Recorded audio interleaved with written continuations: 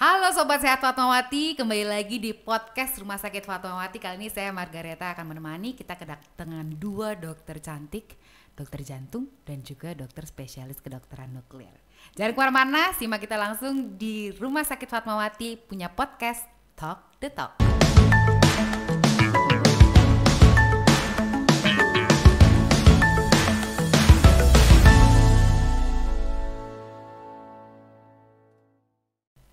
Oke, pagi ini kita kedatangan dua tamu, dua-duanya cantik dan pintar-pintar. Yang satu ini beliau adalah Dr. Gina Sabrina, spesialis jantung, dan juga Dr.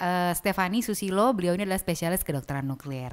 Nah, sebelumnya kita bicara-bicara dulu nih dok ya, Dr. Gina ya, tentang penyakit jantung. Coba Dr. Gina kasih tahu deh, sekarang tuh lagi trending banget, orang-orang muda udah pada serangan jantung.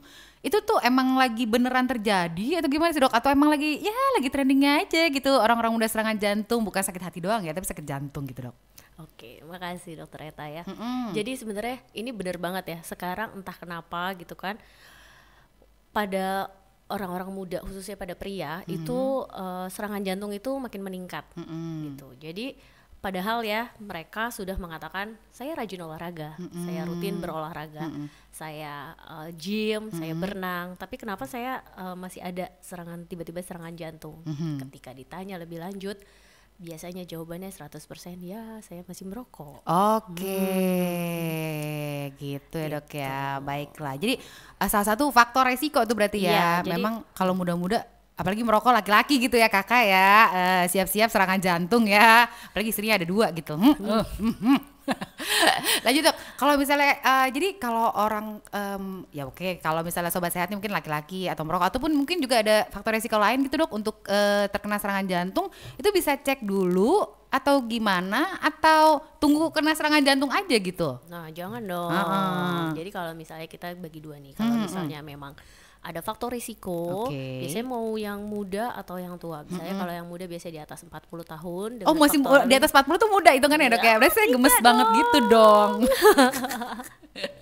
Oke, di atas jadi 40 tahun ya. Itu kalau misalnya memang ada faktor risiko, misalnya dengan merokok, dengan keluarga yang ada riwayat penyakit jantung koroner, itu sebaik. Terus dengan trigliserid, hasil kolesterol biasanya kolesterol tinggi, itu biasanya kita harus langsung cek dulu untuk ke jantungnya gimana. Oke, cek ini apa aja nih dok ceknya? Nah, catet.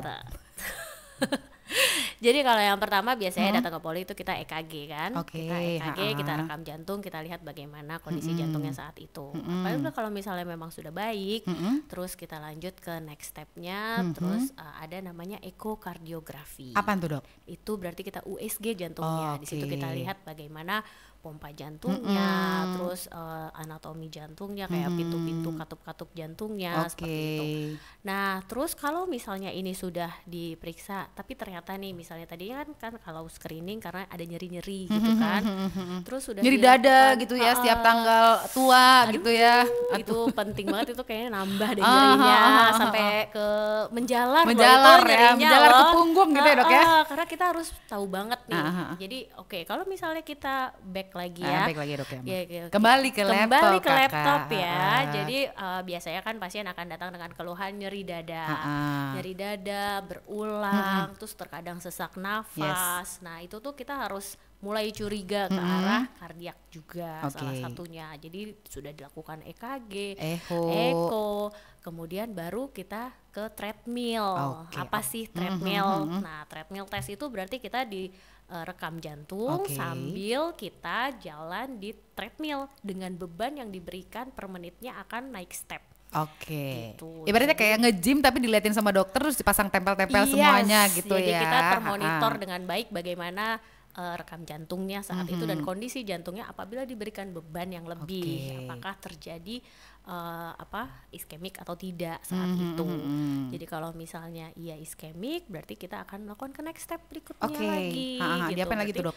Nah kita di sini ada yang namanya kateterisasi. Jadi kalau sudah dilakukan kateterisasi, baru kita lihat apakah perlu dipasang ring atau tidak. Kateterisasi itu yang di cath lab yang itu ya dok, yang di syuting gimana gitu ya dok ya? Iya, jadi itu kayak misalnya pasiennya nanti kan ruangannya steril ya, jadi pasiennya nanti akan posisi terlentang. Itu sadar ya dok ya, sadar ya maksudnya? Nah, pasien masih sakit sadar. nggak atau gimana dok? Sakitnya waktu disuntik bius gitu kan. Oke, bius lokal gitu berarti dok. Oke, Jadi waktu sakit bius kemudian dilakukan kateterisasi. Terus nanti dilihat di situ kalau misalnya memang sumbatannya signifikan perlu pasang ring, ya baru dipasang ring. Oke, kira-kira biasanya tindakannya berapa lama tuh dok kalau boleh tahu dulu, biar nanti sobat saya tuh kan takut ya, namanya juga kita zaman sekarang pengennya berani tapi takut gitu. Nah jadi itu biasanya tindakannya sih sebenarnya tergantung kesulitannya. Ada yang kalau misalnya hanya kateterisasi saja itu bisa ada yang dia 30 menit selesai, tapi kan kembali lagi tergantung tingkat kesulitan dan komplikasi dari pasien tersebut. Nah terus kalau misalnya udah pasang ring nih biasanya pasien rasa aduh enakan nih dok. Oh iya 1 cincin, 2 cincin, 3 cincin ya. Saya udah punya cincin nih, saya aman rasanya. Saya cincin aman kakak, tidak usah mencari yang lain. Tidak perlu di jari katanya. Di hati aja ya. Langsung tepat menuju sasaran kan. terus dok. Jadi kalau misalnya udah gitu biasanya langsung enakan tuh. Udah enakan, minum obat, teratur, terus enakan. Tapi kok tiba-tiba serangan lagi gitu. Nggak serangan sih, tapi kayak timbul nggak enak lagi gitu kan. Udah dilakukan pemeriksaan seperti itu, dilihat. Nah kita perlu apa lagi nih, udah pasang ring, mungkin gitu masih harus pasang ring lagi nih. Tapi kita nggak tahu nih gimana, pompa jantungnya emang udah rendah. Terus kalau kita pasang ring nih kira-kira bisa nggak sih, mampu nggak sih? Nah kita perlu banget nih suatu pemeriksaan dari nuklir. Baiklah, langsung ya menyambung ke berikutnya. Oke, apa nih kira-kira pemeriksaan apa yang bisa, kayak tadi dokter Gina kan udah mention tuh dokter Steph ya, pemeriksaan nuklir buat jantung gitu ya, kalau misalnya itu apa sih, pemeriksaan apa sih dok gitu? Jadi kalau menyambung dengan keluhan yang pasien yang tadi, itu kita bisa memeriksakan perfusi dari otot jantungnya. Perfusi otot jantung, baiklah. Oke. Agak berat ya kakak ya. Iya, jadi kira-kira itu kita lihat secara molekuler ke sel-selnya itu apakah masih hidup ataukah udah pingsan. Yang perlu dihidupkan lagi dengan ring itu. Ataukah memang dia ya udah kalau kita lakukan tindakan ring itu akan sia-sia. Jadi kita memberikan informasi kepada dokter jantungnya bahwa di bagian ini udah nggak berfungsi atau udah mati selnya. Jadi kalau kita mau lakukan nanti pertimbangannya keberhasilan operasinya bagaimana begitu. Jadi nanti akan ada hasil-hasil yang lebih lengkap. Karena kan kita kalau misalnya kita mau going through operations ataupun juga suatu tindakan tuh biasanya yang ditanyakan pasien ke dokter tuh bisa membaik nggak dok gitu ya. Jadi itu akan membantu gitu ya dok. Kira-kira sebelum kita melakukannya kemungkinan sembuh gitu ya, bisa mempengaruhi itu ya dok ya? Iya betul. Oke, sip. Kalau misalnya boleh tahu dok, apa tindakannya itu kayak apa sih dok? Apa kayak semacam ronsen kah? Atau kayak CT scan yang cuman gitu? Atau kayak kateterisasi? Atau kayak tadi treadmill atau gimana gitu dok? Jadi beberapa kombinasi dari scan dan treadmill. Kenapa kita semuanya nih. Kenapa kita masih memerlukan treadmill? Sebenarnya kita bukan untuk melihat hasil dari EKG-nya, tapi kita akan memberikan pembebanan ke jantungnya. Jadi pada saat poin tertentu pembebanan sudah maksimal, udah puncak, kita akan menyuntikkan obat nuklir atau radiofarmaka namanya. Nanti radiofarmaka itu atau obatnya itu nanti akan masuk ke sel-sel jantungnya. Setelah itu kita scan.